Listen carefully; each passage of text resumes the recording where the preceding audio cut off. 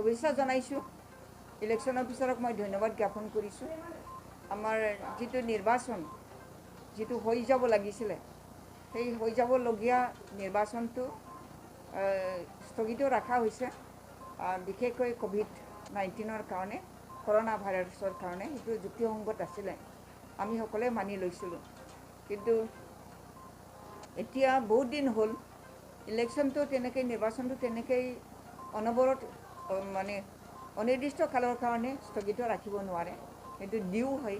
এই আমাৰ গণতন্ত্ৰ দেশত আমাৰ ছিষ্টেমত ৰাইজৰ যিটো অধিকাৰ আছে, নিজৰ প্ৰতিনিধিক তেওঁলোকে নিৰ্বাচিত কৰি পেলাই প্ৰশাসনত বহাব, চৰকাৰত বহাব, সেইটো ৰাইজৰ অধিকাৰ আছে। সেই হিচাপে আমাৰ চৰকাৰে, অসম চৰকাৰে যিটো সিদ্ধান্ত লৈছে যে ইমিডিয়েট নিৰ্বাচন খেলিবৰ কাৰণে যিটো প্ৰস্তুতি লৈছে, সেইটো মই ৱেলকাম জনাইছোঁ, স্বাগতম জনাইছোঁ।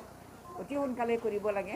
এতিয়া আমাৰ খেতিয়কসকলৰ খেতি বাতিও মানে শেষ হৈছে। এতিয়া আজৰি আহিব, পৰিৱেশটো ভাল হ'ব, বতৰো ভাল হ'ব।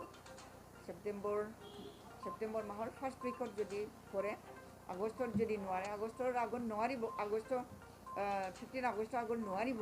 15 আগষ্টৰ পিছত যিটো সকলোৱে মানে সকলো কামৰ পৰা আমি আজৰি হ'ম, তেতিয়া নিৰ্বাচনৰ কাৰণে আমি মনোযোগ দিব পাৰিম, ৰাইজেও মনোযোগ দিব পাৰিব। ৰাইজে সুযোগ সুবিধা পাব লাগে, এইটো মই বিচাৰিছোঁ। আৰু এতিয়া বৰষুণৰ দিন আকৌ আছে, গতিকে আগষ্ট মাহত যদি 15 আগষ্টৰ পিছত যদি নিৰ্বাচনৰ কাৰণে ডেট দিয়া হয়, তাৰিখটো নিৰ্দিষ্ট কৰা হয়, তেতিয়াহ'লে ভাল হ'ব বুলি মই ভাবোঁ। BPF দলে আকৌ BTC চৰকাৰটো গঠন কৰিব পাৰিম, এই বিশ্বাস আমাৰ আছে। আৰু এই বিশ্বাস ৰাইজৰ অন্তৰতো আছে। গতিকে আকৌ হাগ্ৰামা মহিলাই ডাঙৰীয়াই আকৌ চিফ হ'ব, আৰু BTC 5 বছৰৰ কাৰণে তেখেতে চলাব পাৰিব। তেওঁলোকেও প্ৰাৰ্থী যিহেতু দিছে, তেওঁলোকৰ নিজৰ প্ৰাৰ্থীটো জিকাবৰ কাৰণে তেওঁলোকেও ব্যস্ত হ'ব। আমি বেয়া পোৱা নাই, তেওঁলোকে কৰি থাকক, আমি আমাৰ কামটো কৰি থাকিম।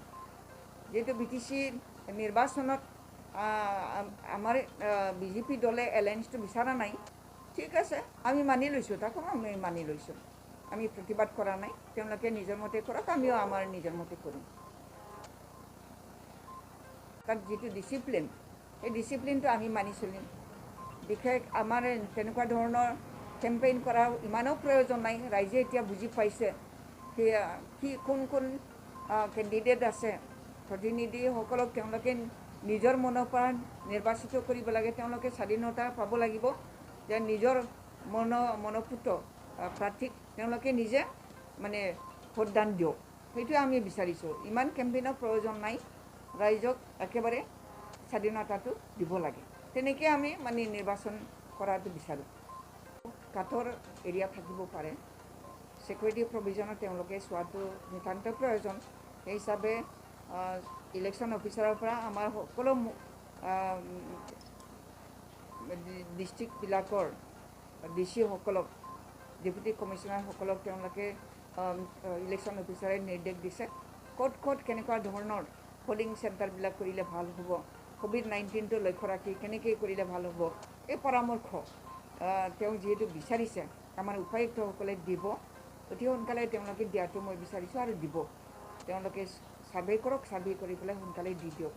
আৰু লাগিলে আমি ৰাইজৰ ফালৰ পৰাও আমি সহায় কৰিম, কেনেকৈ ইলেকশ্যন চেণ্টাৰবিলাক কৰিলে ভাল হ'ব। আমি COVID-19ৰ যিটো ছিষ্টেম, সেইটো মানি চলিম। তাত যিটো ডাঙৰ চেণ্টাৰ আছিলে, সেই চেণ্টাৰটো 2 ভাগ কৰক, 2 ভাগ কৰিলে মানে সুন্দৰকৈ নিৰ্বাচনটো পাতিব পৰা যাব। গভৰ্ণৰে কেনেকৈ ডেভেলপমেণ্ট কৰিব পাৰিব। এনে আমাৰ বিৰোধী দলে কৈছে গভৰ্ণৰ অহাৰ কাৰণে আমি চাউল পাইছোঁ, কিবা পাইছোঁ, এইবিলাক নহয়। আমাৰ চৰকাৰে দি দিছে। COVID-19 কৰোনা ভাইৰাছৰ কাৰণে লকডাউনত থকা আমাৰ দুখীয়া দৰিদ্ৰ শ্ৰেণীৰ লোকসকলক ৰেচন দিয়া হৈছে। আমাৰ কেবিনেটে সেইটো সিদ্ধান্ত লৈ পেলাই দিছে। গভৰ্ণৰেতো তেওঁৰ নিজা সুকীয়া ফাণ্ড নাই। নিজৰ সুকীয়া ফাণ্ড থাকিলেহেঁতেন তেওঁ ডেভেলপমেণ্টেল এক্টিভিটিছটো কৰিব পাৰিলেহেঁতেন। আৰু যিটো ফাণ্ড আহে, সেইটো WFPৰ মাজেদিহে, WFPয়ে এৰি দিলেহে পইচা আহিব। সেই গতিকে গভৰ্ণৰে নিজাববীয়াভাৱে কৰিব নোৱাৰে আৰু BTCও WPTয়ে পইচাটো এৰি নিদিলে তেওঁলোকেও পইচাটো নাপায় এই চিষ্টেমত আমাৰ BTC অঞ্চলত কামটো হয় উন্নয়নৰ কামটো হয় যিকোনো পইচা WPTৰ যোগেদি সেইটো আহিব লাগে